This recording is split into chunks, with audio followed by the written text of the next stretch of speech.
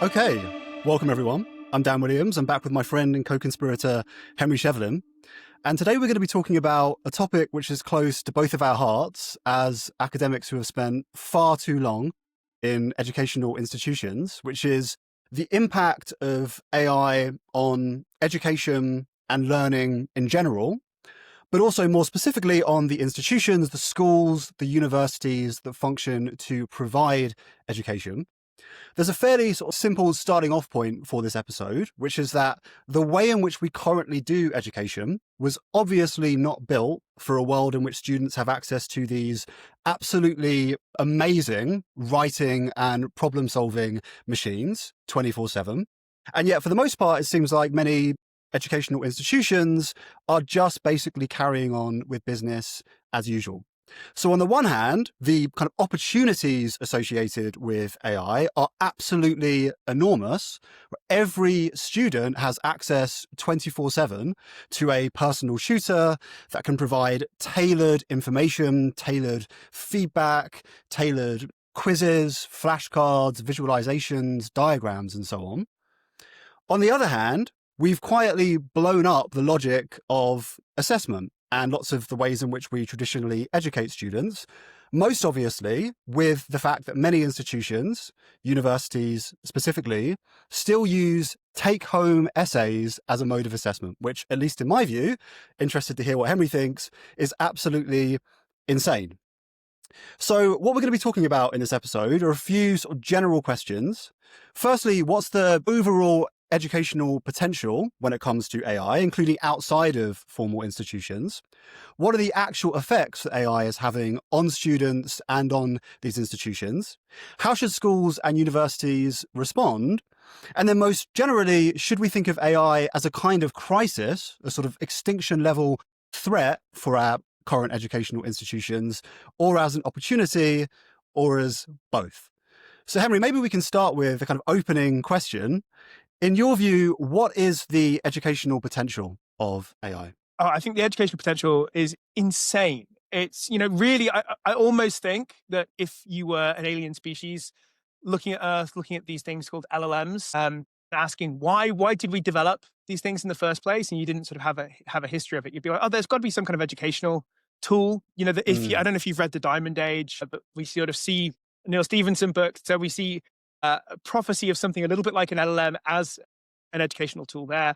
I think AI in general, but LLM specifically, are just amazingly well suited to serve as tutors, to serve and to buttress learning. Probably one key sort of concept to get straight out the gate here, because I just find it very useful. Some listeners may be familiar with something called Bloom's 2 sigma problem. So this is the name of an educational finding in the 1980s.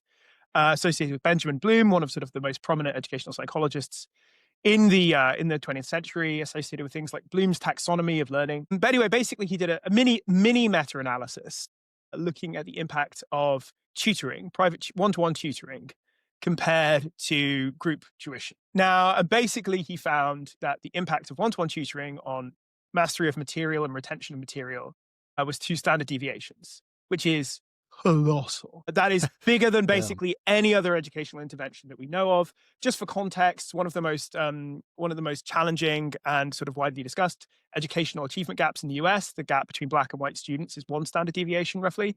So this is like twice that size.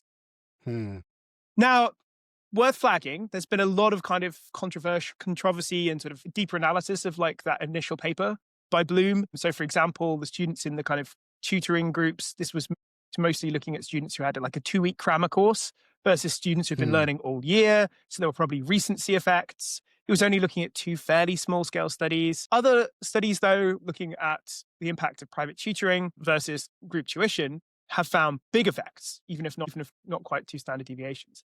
And look, this makes absolute intuitive sense, right? There's a reason that the rich and famous and powerful like to get private tutors for their kids. There's a reason why, Philip II of Macedon got Aristotle for Alexander. And more broadly, even I think we can both attest as products of the Oxbridge system, one of the key features of Oxford and Cambridge is that they have one-to-one tutorials or supervisions, as the tabs call them. And this is a really powerful learning method. So even if it's not 2 standard deviations from private tuition, it's a big effect. People might be saying, hang on, that's private tuition by humans. Like, how do we know if LLMs can replicate the same kind of benefits? It's a very fair question. In principle, right? The idea is that, well, if it's just a matter of having someone deal with students' individual learning needs, work through their specific problems, figure out exactly what they're misunderstanding, where they need help, there's no reason a sufficiently fine-tuned LLM couldn't do that. I think this is the reason Bloom called it the 2 sigma problem, right? Was because it was assumed that obviously you can't give every child in America or the UK a private tutor, right? But obviously, if to the extent that LLMs can capture those goods, everyone could have access to a private LLM tutor. Yeah. That said, I think the counter argument is, hang on, even if we take something like a 2 standard deviation effect size on learning and mastery at face value, there are things that a human tutor brings to the table that an AI tutor couldn't. Social motivation, right? I think, I don't know about your view, but my view is that like a huge proportion of education is about creating the right motivational scaffolds for learning. Like Yeah, sitting definitely. there talking to a chat window, it's a very different social experience from sitting there with, a brilliant young person who's there to sort of inspire and so forth. Likewise, I think it's far easier to sort of alt tab out of a ChatGPT tutor window and play some League of Legends instead. But whereas if you're sitting in a room with a slightly scary Oxford professor asking you Mm, questions, right, you can't duck out of that so easily. So I think there are yeah, various reasons why we probably shouldn't expect LLM tutors to be as good as human private tutors. But I think the potential there is still massive. At least I'm using potential in a sort of in both an epistemic sense and like we don't know exactly how big the potential is, but I think there is good reason to be very excited about it. And I just think, like yeah, personally as well, I mean, I find LLMs have just been an absolute game changer in my ability to rapidly learn about new subjects, get up to speed, correct errors, clear up I think in a lot of domains we all have questions that we're like a little bit scared to ask because they're like, hang on, is this just like a basic misunderstanding? yeah, And yeah, so, and yeah, anecdotally, I know so many people and have experienced firsthand so many game-changing benefits in learning from LLMs. But at the same time, yeah, I think there's still a lot of uncertainty about exactly how much they can replicate the benefits of private tutors. But very exciting either way. yeah. So I think there's an issue here, which is, what is the potential of this technology for learning? And then there's a question about what the real world impact of the technology on learning is actually going to be. And that might be mediated by the social structures people find themselves in, and also their level of conscientiousness and their own motivations and so on. Because I think we should return to this later on. Often with technology, you find that it's really going to benefit people who are kind of strongly self-motivated and really conscientious. I mean, even with the social media age and the internet, we live in a kind of informational golden age. If you are sufficiently self-motivated and you've got sufficient willpower and conscientiousness to seek out and engage with the highest quality content, in reality, lots of people spend their time watching TikTok shorts, etc., where the informational quality is not so great. But let's stick with the kind of potential of AI before we move on to like the real world impact and how this is going to interact with people's actual motivations and the social structures that they find themselves in. So the most obvious respect in which this technology is transformative, as you said, is this personal tutoring component. Maybe we could be a bit more granular and maybe we could talk about, so we're both people who benefit enormously from this technology. I think I would have also benefited enormously from this technology if I had it when I was a teenager. I mean, I remember, for example, when I was a teenager, I did what many people do when they feel like they want to become informed about the world, which is I got a subscription to The Economist when I was, 14 or 15 or something. And I would God, work my way through it, dutifully try and read all of the main articles. And at the time it was like, okay, well, what's fiscal and monetary policy? And I don't fully understand the political system in Germany. But if I had ChatGPT there at the time, I could have just asked, explain to me the difference between fiscal and monetary policy, etc. I'm cringing So because I did exactly the same thing. Economist and New Scientist were the two yeah. cornerstones of my teenage education.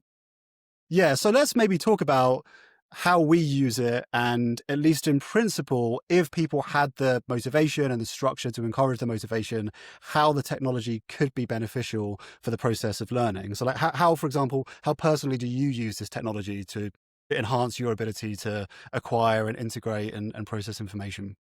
Yeah.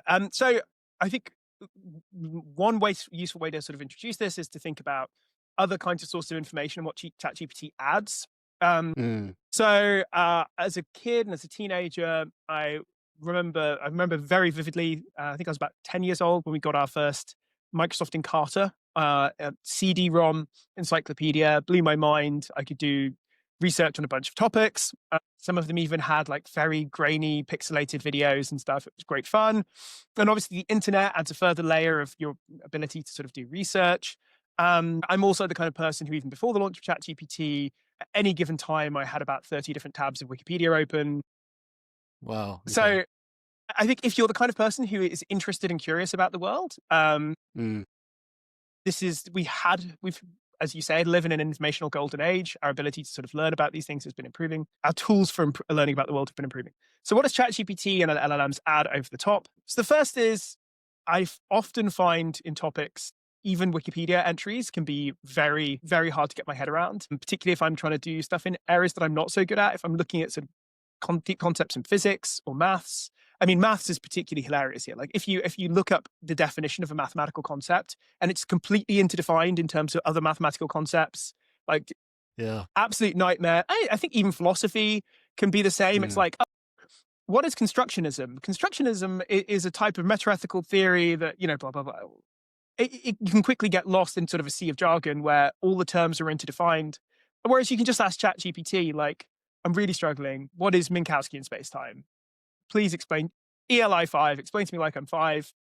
Mm. So in terms of getting like basic introductions to complex concepts, being able to ask questions as you go, this is so huge, right? Being able to check your knowledge and say, hang on, is this concept like this? Am I right? Am I misunderstanding this? Being able to draw together disparate threads from topics. I mean, this is something that's like basically impossible to do prior to LLMs unless you get lucky and find the right article.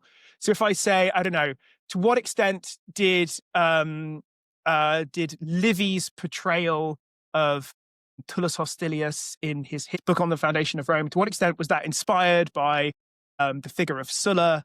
This is a specific example because I wrote an essay about it. But I mean, like, do you know what I mean? These kind of questions where you're drawing together Yeah. different threads. You say, is there a connection between these two different things? Or am I just free associating? Or is this thing a bit like this other thing? These kinds of questions are, you can just ask an LLM. Mm. Other really good things you can do, and this is sort of getting into sort of like more structured educational usage. I think you can ask for needs analysis. So recently I was trying to get up to speed on chemistry. Chemistry was my weakest science, high school. And I said, all right, ChatG, I'm going to ask you, I want you to ask me 30 questions about different areas of chemistry, assume a solid high school level of understanding, and identify gaps in my knowledge. Hmm. And then on that basis, I want you to come up with a 10-lesson plan to try and plug those gaps. And then you can just talk through. And then I did a little mini chemistry course just over like a course of about 30 or 40 prompts. So that's a slightly more profound or interesting use. Another really powerful domain is in language learning. So I'm a obsessive language learner. At any one time, I usually have a couple on the go. Mm. And Duolingo, I mean, I had a 1,200-day streak at one point, but like it sucks, I'll be honest, for actually improving fluency. It's very good for habit formation, but it doesn't actually sort of really teach grammar concepts very well. It doesn't build conversational proficiency very well. So it's okay for learning vocab. But again, LLMs used in the right way can be fantastically powerful tools for this. Particularly, I think grammar concepts, often you've got to kind of grok them. You've got to kind of intuitively understand them. So being able to say, hang on, am I right in thinking it works like this? Well, how about this kind of sentence? Does the same rule apply then? Or being able Mm. to, like, often when learning a language, you'll encounter a weird sentence whose grammar you don't understand. And again, this is just something like you couldn't really do prior to ChatGPT in an automated fashion. Say, hang on, can you explain the grammar of this sentence to me? Because I just don't get it. Yeah. Also, like Gemini and ChatGPT both have really good voice modes that are polyglot voice modes. So if you want to say, all right, ChatG, for the next 5 minutes, I want to speak in Japanese or I want to speak in Tagalog, bear in mind, my language level is low, my vocabulary is limited, try not to use any constructions besides these. Or even, let's have a conversation practicing indirect question formation in German. You could do, so you Yeah. can do these really tailored specific lessons. And I think I will flag that I think language learning is one area where, in particular, just like the applications and utility of LLMs are just so powerful and so straightforward. Mm. But it's funny that I think we have not seen. I mean, someone might comment below a comment on this video. I was like, "Oh, have you checked out X? Have you checked out this, that, or the other?" But I've yet to see sort of the perfect LLM powered language learning app. But I'm sure, like in the next couple of years, someone is going to make $1 billion company on that basis. Surely, yes. And I think, so just to add maybe another couple of things to that in terms of how I use it, which actually sounds very, very close to how you use this kind of technology. I mean, one thing is, I think an absolutely essential part of thinking is writing. So I think people often assume that with writing, you're just sort of expressing your thoughts, whereas actually I think, no, in the process of writing, you are thinking. But one of the things that's really great as a writer, so I'm an academic, so I write academic research. I'm also a blogger and I write for general audiences and so on, is just to write things and say, give me the 3 strongest objections to what I've written. And often the objections are actually really good. And that's an incredible opportunity because historically, if you wanted to get, as it were, an external mind to critique, to scrutinize what it is that you've written, you would have to find another human being and, they're going to have limited attention and so on. So that's really challenging. Whereas now you can get that instantly. I also find that now when I'm reading a book, and again, I think reading books is absolutely essential if you do it the right way for engaging with the world and learning about the world. I'll do the thing which you've already mentioned, which is if there's anything I don't understand or I don't feel like I've got a particularly good grip on, I'll ask, ChatGPT to provide a summary of it or to explain it in simpler terms. But the other thing I'll do is I'll often upload a PDF of the book when I can get it. And I will just sit down and think, okay, here's my current understanding of, say, chapter 7. Can you evaluate the extent to which I've really understood it and provide feedback if there's something that I'm missing? But also what you can do is, and actually I find, I don't know why this is, but Gemini is much better than this at ChatGPT, is ask it to generate a set of flashcards on the material and then take the flashcards that it's generated and ask it to create a file for Anki, which is a program which does flashcards that you can just import directly into it and then use that to test me on the knowledge of the book over time. Like in principle, you could have done that prior to the age of AI, prior to the sort of large language models that we're using today, but just the ease of being able to do that and like the pace with which you can do it today, I think is like absolutely transformative in terms of your ability to really quickly master some material. So those are just a few things off the top of my head. I'm sure there are like many other uses as well. That Anki Before we move on to, I'll just say that on, Anki, that Anki suggestion is gold dust. So I use Anki, and just to be clear to anyone who's not familiar with Anki, it is one of the best educational tips I can ever recommend. Basically, yeah, in any situation where you need to remember a mapping from some X to some Y, that could be learning vocabulary. You need to map an English word to a Japanese word. It could be you need to map a historical event to a date. It could be you need to map an idea to a thinker and so forth. Or one use case for me, you need to map a face to a name because it doesn't just need to be words, right? Like, so one trick I used to do with my students is, we'd have 40 students join each term, our educational programs. I just create a quick flashcard deck with their photos that they submit to the university system that are circulated, their name, and like you can memorize their names in half an hour to an yeah, hour. And it really does feel like if you've never used it before, it is like a cheat code for memory. It's astonishing. But I have not used Gemini for creating Anki decks. This is genius. And I think this illustrates yeah. like a broader point that I run into, which is that like, I think we're still figuring out, and people are stumbling upon or finding really powerful educational or learning use cases for these things all the time. This conversation already. I think we're both pretty like power users of these systems, but like I just picked up something from you right there. And again, I have these conversations all the time. It's like, oh, great, that's a brilliant use case I hadn't thought of. One that I will also flag that I think maybe more people could play around with is really leaning into voice mode a bit more. So voice mode is currently in not the best shape.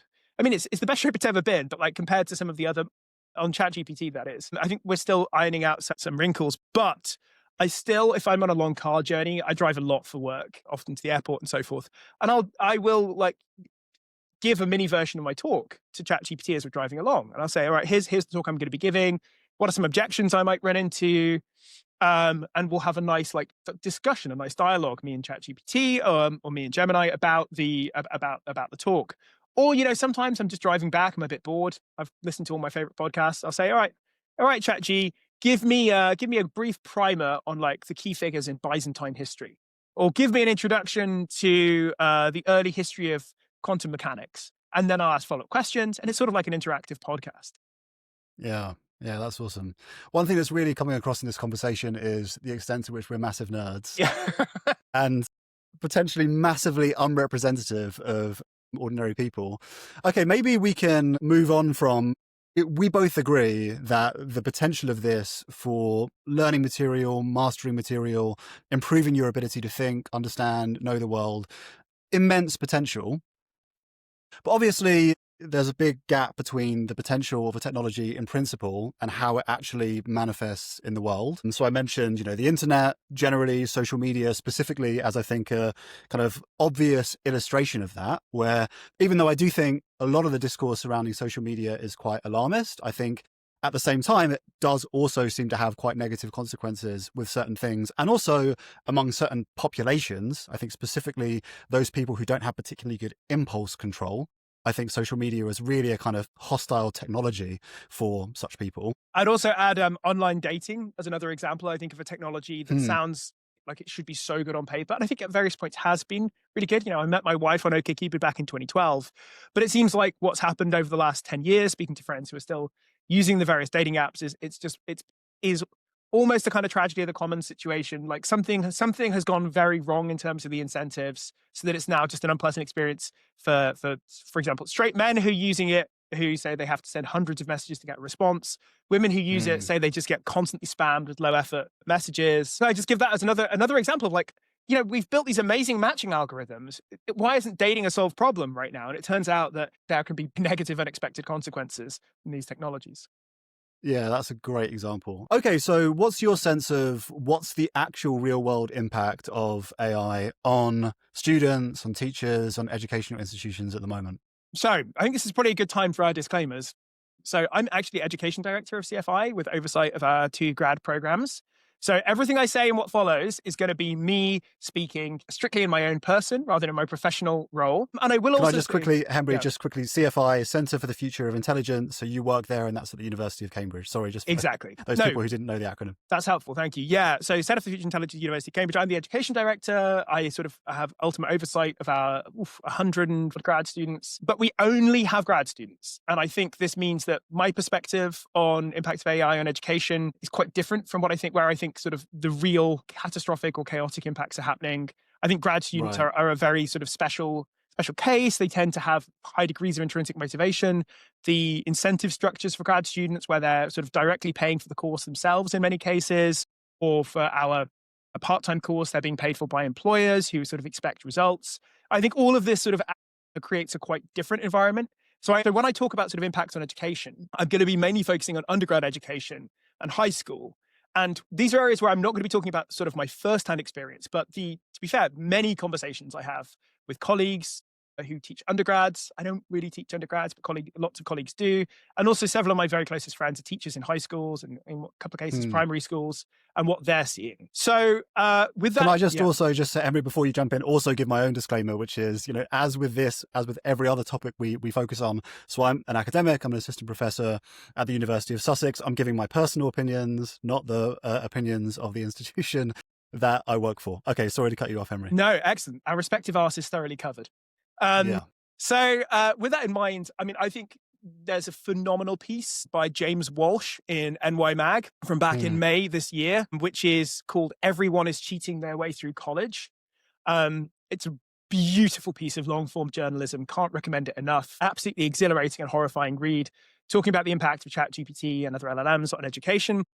So complex and mostly bad, I think, is the short answer for what the actual short-term impacts of LLMs have been. When ChatGPT launched, I said sort of something similar to what you said at the opening of the show, Dan. I said, right, the take-home essay assignment is dead. For high school, probably pretty soon it'll be dead for university. And then, yeah, pretty soon it was dead for university. So I think that's the most straightforward initial impact, that we can no longer assign graded take-home essay assignments with any real confidence, particularly for high school and undergrad students, because it's just so easy to get at ChatGPT to do it. And, I believe that people, even with the best intentions, are responsive to incentives. And if you can produce an essay that's honestly like these days with contemporary language models, you can produce very good quality essays, particularly, if we're talking high school level, even undergrad level. If ChatGPT can just do something as good or better than you, then like, why bother putting in the work? If you're, hungover, or there's a really cool party you want to attend, or, you're working a second job, right? Like, we shouldn't Hmm. assume that all students are just sort of living lives of leisure. Lots of them are struggling to pay the rent. So with all these incentives in place, right? No surprise that basically, as the article says, everyone is cheating their way through college. And I'm kind of appalled. I was in California a couple of weeks ago and was just chatting to some students at a community college in California. Randomly bumped into them, and they said one of them was a nursing student, and she said, "Oh yeah, I'm learning nothing at university. ChatGPT writes all my assignments. Ha ha ha ha ha." And I was like, okay, got to be a Hmm. bit careful about getting medical treatment. Which hospital are you planning to work at? Yeah. But I mean, I think, that's symptomatic of like a broader Of course. problems. Go ahead. Maybe we can just sort of break that down point by point. I mean, I think it's just, we can say now with basically 100% certainty that large language models of the sort that you have today can write extremely good essays at undergraduate level. And I think there's also basically no way in which professors are going to be able to detect whether this has happened, at least if students are sufficiently skillful in the way that they do it. So I constantly come across academics who are still living in 2022. They think, oh, of course there are going to be these obvious hallucinations, and of course it's going to be this sort of mediocre essay. And I just think that's not at all the reality of large language models today. I think if you know at all what you're doing, you can write an exceptional essay. Well, you can delegate the task of writing to one of these large language models, which will produce an exceptional essay. And there's no real way of knowing whether it's been AI generated. There are these tools which claim they can determine probabilistically whether an essay has been AI generated.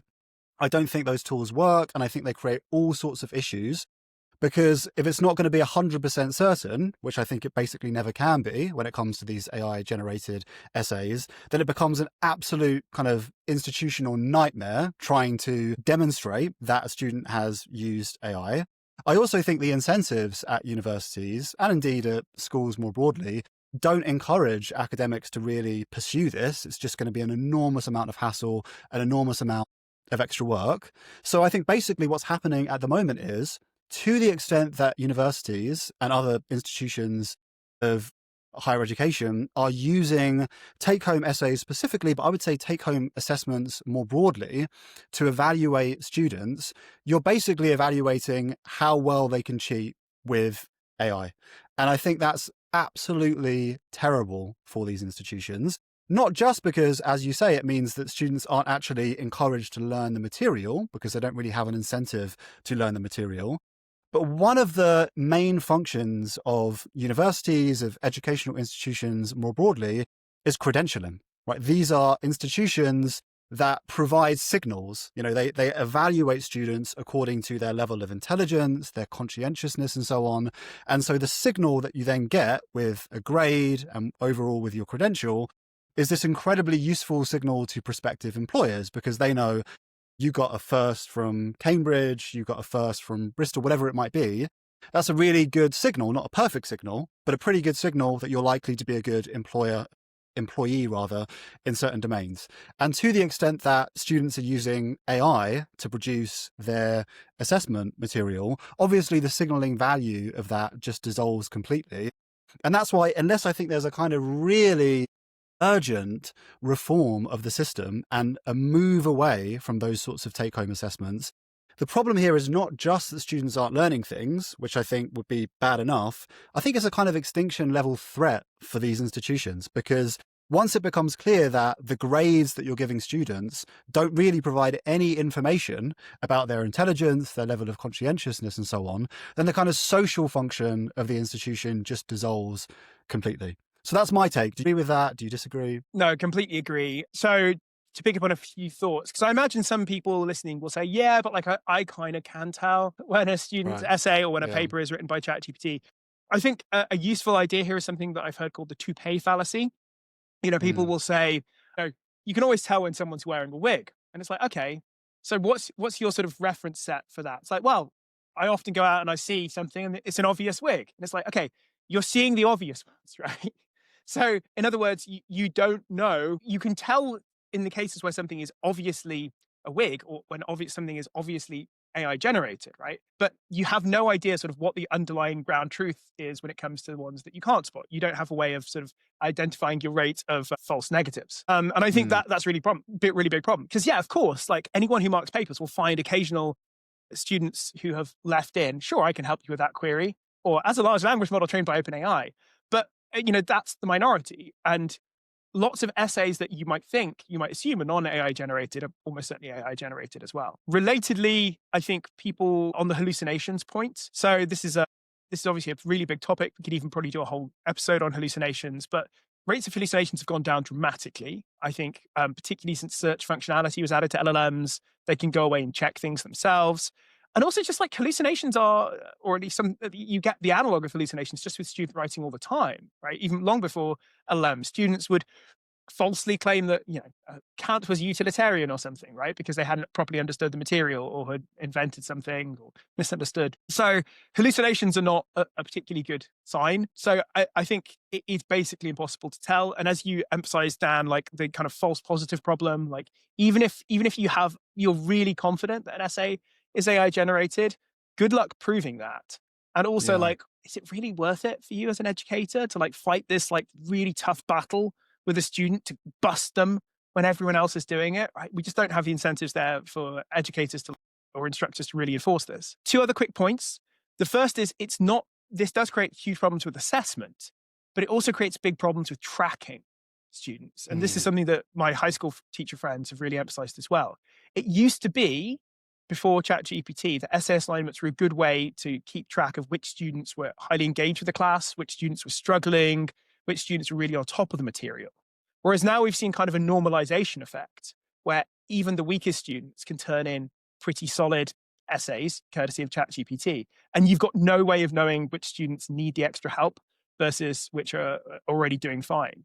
So that's a big problem. The final thing I'll mention is, although I think take-home essay assignments are the kind of ground zero of these negative effects, I think it covers other areas as well, other kinds of assignment as well. So a colleague of mine who teaches at a big university was saying, not Cambridge, was saying that he's been doing class presentations and then he quickly realized that students would generate the scripts for their presentations from ChatGPT. So we said, okay, well, we're also going to partly grade them on Q&A, where students are graded on the questions they ask other presenters, but also the responses they give. And he said, like, it quickly became clear, people would say, give me a moment to think about that question, typing into a computer, get the response from ChatGPT, or that people were using ChatGPT to generate questions. So I think there is this almost probably a generation of students for whom this is like just their default way of approaching knowledge work, which I think is potentially a problem. So I think, those are some other areas in which it's a big deal. Yeah, so the obvious solution, it seems, would be that you need to have modes of assessment where students can't use AI, such as in-person pen and paper exam, such as oral vivas and so on. And I do think basically that's the way that these educational institutions are going to have to go. However, obviously that creates issues, right? I mean, one issue is I think there's something incredibly valuable about learning how to write essays, not for everyone. So I think sometimes, people like us, because of our, interests and our passions and our profession and so on, we think it's really, really important that to have this ability to write long form essays. And I totally understand that for many people, actually, that's a skill set which isn't particularly useful for them. But in general, I do think for people who aspire to be, engaged, thoughtful people, the skill set involved in writing long essays is incredibly valuable. So to the extent that the take-home essay, coursework and so on disappears altogether, I think that's a real issue in the sense that certain kinds of skills then won't be getting incentivized by our educational institutions.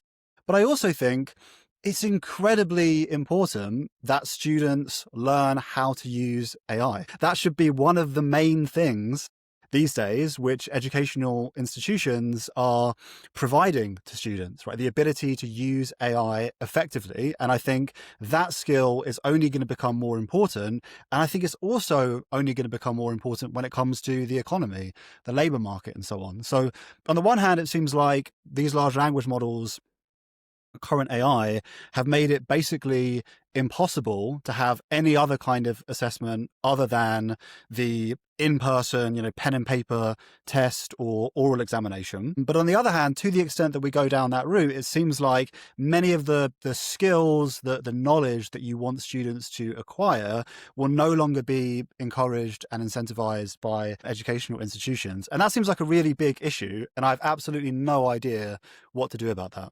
Yeah, two really good points. And yeah, I'd agree that you can do in-person essay exams. Mm, Most of my finals as an undergrad consisted of 3 hours of 3 hours long exams in which I had to write 3 essays. But that is training a very specific type of writing. It's quite an right. artificial one, right? It's training your ability to write essays under tight pressure. And if you want to do any kind of writing for a living, then that's only one of many skills you want, right? If you're producing writing that you want people to read, whether it's blogging or writing academic articles or scientific papers, then you don't write it typically under incredible time pressure where you've got to put out 2,500 words in 3 hours. You go through multiple drafts. You test those drafts with colleagues. Writing, there are a whole bunch of writing skills that rely on the kind of take-home component, the ability to think things through. And I don't know how we test those. Mm, The second thing I'd flag, I completely agree that one of the things that education is for is preparing people for knowledge work. And knowledge work these days is almost always going to involve the use of LLMs. So we should be training people to use them. As to how we respond, my sort of very flat-footed initial thought is we need to separate quite clearly classes or courses where LLM usage is trained and developed and built in sort of part of the assessment. It's assumed that everyone is going to be using LLMs at multiple stages of the process, and part of the skill set is using them effectively. That's part of the skill set you're training for. And then other courses that just say this is an LLM-free course, all assignments will be in-person vivas or in-person written exams. Another downside, by the way, with in-person vivas and exams, again, this is something I hear particularly when speaking to high school friends, is they're just very, very labor-intensive. mm, And it's compared to, say, take-home essays, running exams regularly. I mean, that's classroom time where you've got to have a teacher in the room where students are not learning. So that creates problems for resource scarce education environments as well, schools and universities. There's also some problems around sort of equality or accessibility. There was a great piece in The Atlantic a couple of days ago by Rose Horowitz. I'm not sure if you saw it. About called Elite Colleges Have an Extra Time on Tests problem, talking about the fact that I think something like 40% of students at Stanford now, 40% of Stanford undergrads get extra time on tests because yeah. of diagnoses of ADHD and other things. And I think test taking has its own set of problems. Yeah. And there are lots of classic complaints about test taking, that it incentivizes or that it rewards or caters to certain kinds of thinkers more than others. It's not great for Yeah. people who maybe think more slowly or have special educational needs and so forth. So I don't think it's I think it's got to be part of the solution, but I don't think it's a panacea to sort of solving the problems that LLMs create. A final point I'll maybe just flag is that I think that I worry sort of a little bit about deeper issues of de-skilling associated with LLMs. Like, on the one hand, yes, we want students to learn how to use them. But I think particularly sort of earlier in the educational pipeline, there is a danger that the easy access to LLMs just means that students don't develop certain core skills to begin with.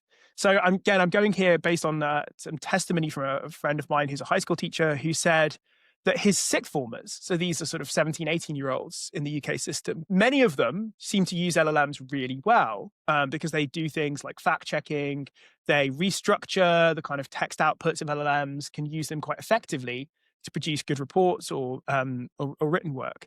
And he says, but there's a really striking disparity between them versus the 13 to 14-year-olds who basically just turn in ChatGPT outputs verbatim. Now you might say, yeah, of course, some 17-year-olds versus 13-year-olds, big difference. But his worry is that the 17, 18-year-olds grew up doing their secondary education in a pre-LLM world. So they did actually learn some kind of core research skills, some core writing skills.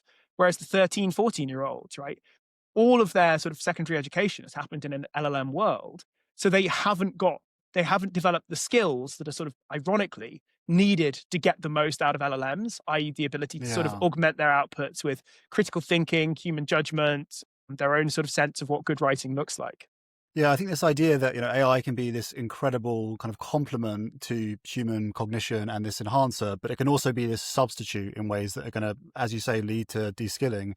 And I think as well there are these issues of inequality as well, in as much as we were sort of alluding to earlier on. I think if you know how to use this technology well, and more importantly, you're motivated to do so, it can be this incredibly beneficial tool for improving your ability to learn, to understand, to think, and so on. But of course, if you're not motivated to do so, if you're motivated to cut corners and so on, it can really be this serious issue in using it as a substitute for developing the skill set, the habits which are essential for becoming a sort of thoughtful person. And I think in general, over the past sort of century or so, really, if not even longer, as you get the emergence of these sort of meritocratic systems in liberal democracies, plus the emergence of this really kind of prestigious knowledge economy, basically there have been increasing returns to those who have high cognitive abilities, plus those who are conscientious, who have kind of good impulse control, in ways that I think have created a lot of kind of political issues, including resentment among those people without formal education and without the sort of skill set and the temperament to succeed within educational institutions. And it really does seem like a risk with AI that it's going to amplify and exacerbate those issues, right? It seems like for people, and this is also going to be an issue with parents and what they prioritize with their children, who know how to use this technology and they can encourage the right sort of motivations to use it as an enhancer and as a complement to cognition, there are going to be massive returns. But for those without that, either because they don't have the privilege, the opportunities, or just because they don't have good impulse control, they're not very conscientious, I think, as you say, it could result in this really kind of catastrophic de-skilling. And some people think, and I think the evidence here actually is not as strong as many people claim it is, but that since smartphones emerged onto the scene, you have in fact seen this sort of decline, somewhat of a decline in people's cognitive abilities, their literacy, their numeracy, and so on.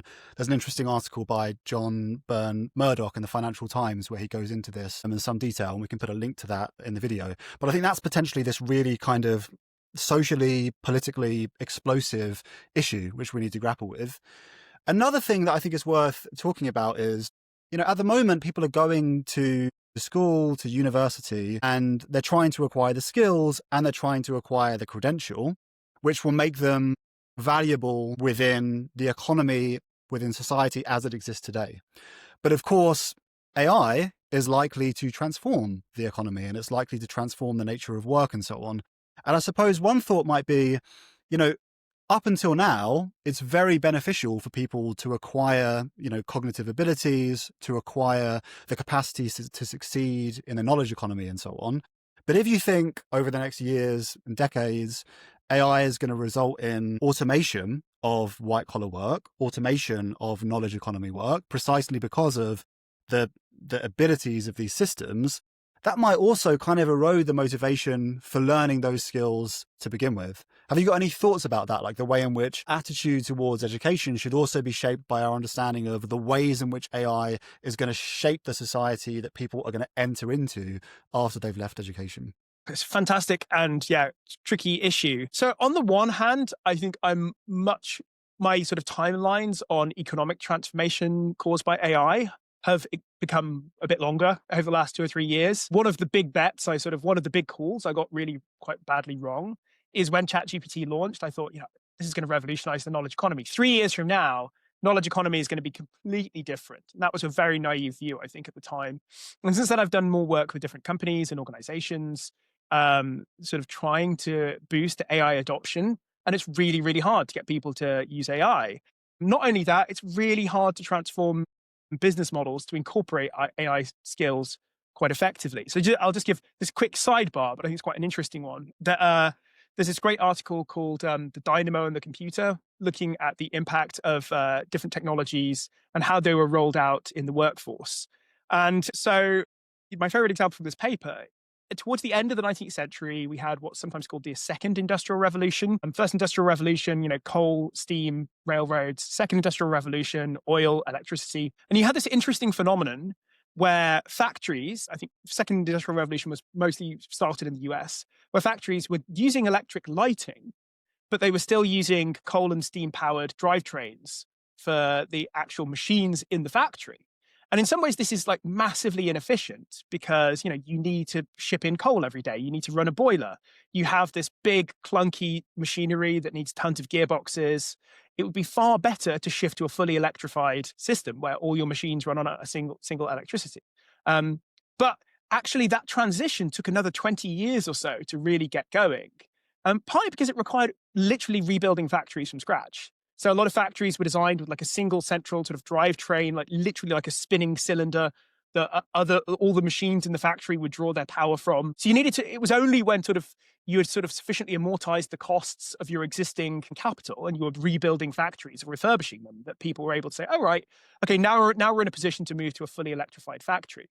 And I think we've got the analogy or a parallel in terms of the rollout of AI in knowledge work, which is most existing firms that do knowledge work, their value chain, their whole sort of sequence of processes would be completely different if they were building sort of as an AI first company.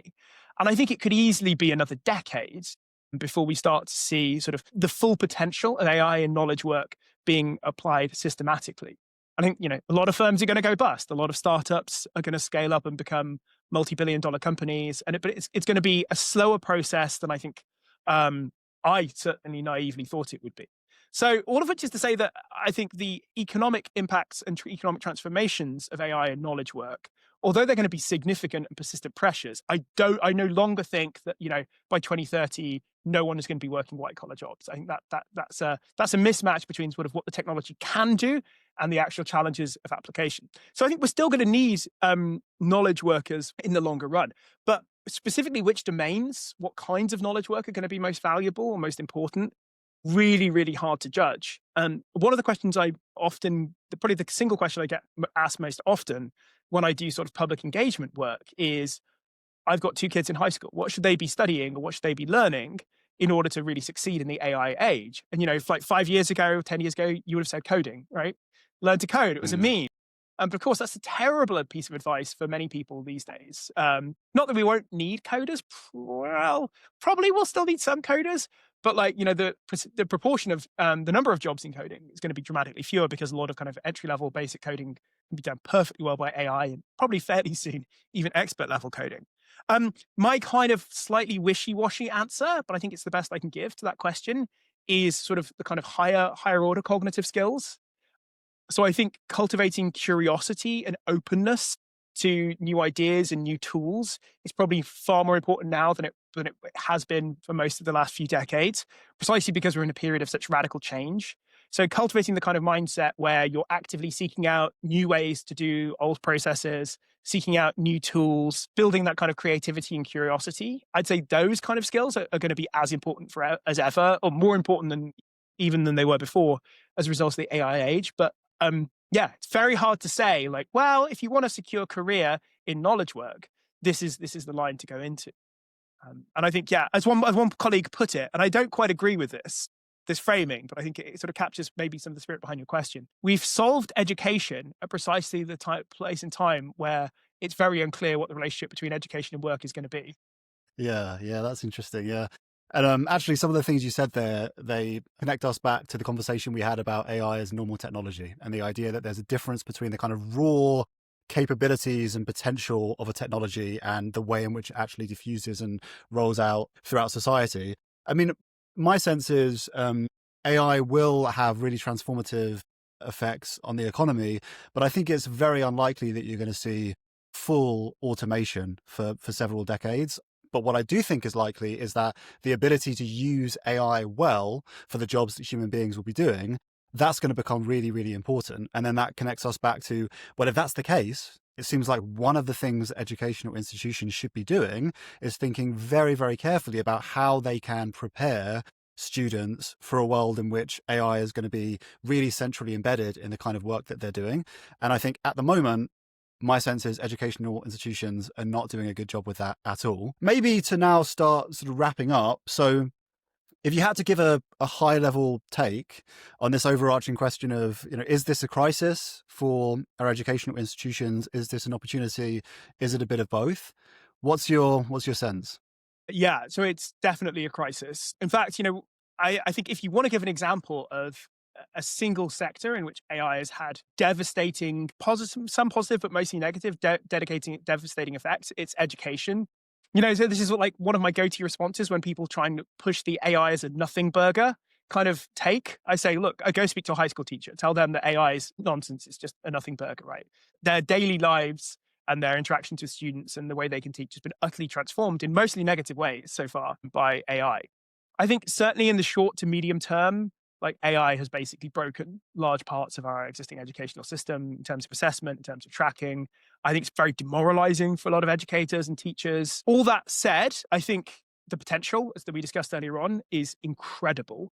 But it's a question of sort of how we can rebuild the boat while we're at sea. We can't just say, all right, we're going to stop education for 5 years, redesign the whole thing from scratch, and come up with something that is effective. I think managing that transition, particularly in conditions of massive uncertainty about the kind of jobs, the kind of skills that are going to be necessary, is really, really hard. One reason, perhaps, though, that I'm less devastated by this sort of, and it is a bit of a disaster, I think, but this disaster is that I just think formal education has been accreting so many deleterious problems for like several decades now, ranging from credentialism. I think the expansion of higher education, which was sort of seen as an unalloyed good, has had lots of negative effects. Things like grade inflation as well are a really serious problem. I think even stuff like the ubiquity of smartphones, declining attention spans, the sort of slippage in kind of standards, the shift to the kind of away from the kind of more traditional model where your professors were these sort of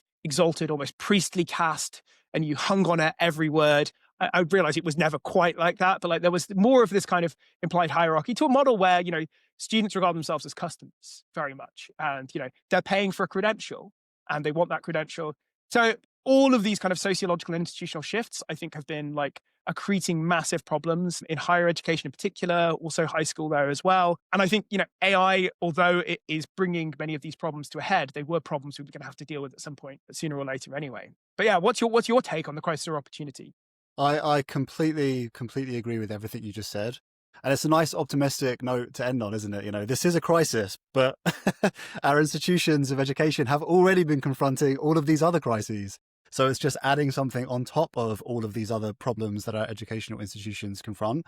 Yeah, I think it's a crisis. I think it's an emergency in the sense that universities and other institutions of education, schools, colleges, and so on, need to be taking this a lot more seriously than they currently are. I think you can't have people in these institutions where the last time they used ChatGPT was in 2022 or whatever, and they're just completely oblivious to the capabilities of the current technology. I think you've kind of got a responsibility, if you are an academic, if you work in a school or a college, to know how to use these technologies, because I think you need to be aware of what they can do. And I think we need to really quickly fix assessment. As I mentioned at the beginning, the take-home essay, in my view, is absolutely insane, like literally insane that this is still happening. And we also have to really think carefully about how to reform the way in which we teach and what we teach to prepare students to use these technologies. But okay, I'm conscious of the time, so we can end on that really nice, happy note, which is that this is a disaster, but these educational institutions are already confronting a disaster. Did you have any final thought that you wanted to add before we wrap things up, Henry? Yeah, I guess just to build on something you just said as a closing note, I think another sort of deeper, maybe structural problem in sort of responding to the challenge of AI is that I just think there's so much interpersonal variation in how much people like or are open to, are interested in using AI. And this shows up at sort of faculty level, right? So I don't know about your experience, but mine is that, even in Cambridge, like a lot of academics have very little interest in AI. Mm. And So the idea that, we're going to be an AI first institution, or that we're going to have to have deep, or we expect all of our staff members to be at least as familiar with the capabilities of AI as their students, that's an incredible ask. That's a massive challenge. And, university, you can't just fire staff who are doing brilliant research on Shakespeare's early plays, right? Just because, they happen to get on with AI. So I think that is another big structural problem. The fact that, there's so much variation in how comfortable, how capable instructors are with AI. I think the only sort of solution here, this is sort of going back to a suggestion earlier on, is to sort of really have these separate out the job of education into sort of two different streams. One, which is sort of explicitly builds AI in as both a method of assessment and as a skill that you're trying to teach, and, make AI core to what you're trying to do. And then a separate stream that is absolutely strictly AI free. And maybe the people who hate AI, who are or are not interested in AI, who are currently teaching these courses, maybe they can handle the second stream. And those of us who love AI, who are super excited about it, who know as much about it or more than our students, we can be in charge of the first stream. But yeah, it's a very basic suggestion. But yeah, I wanted to flag that this is the other side of the problem. That's great. I love that. We can end on a constructive suggestion rather than the note of pessimism. So thanks everyone for tuning in. We'll be back in a couple of weeks with another episode.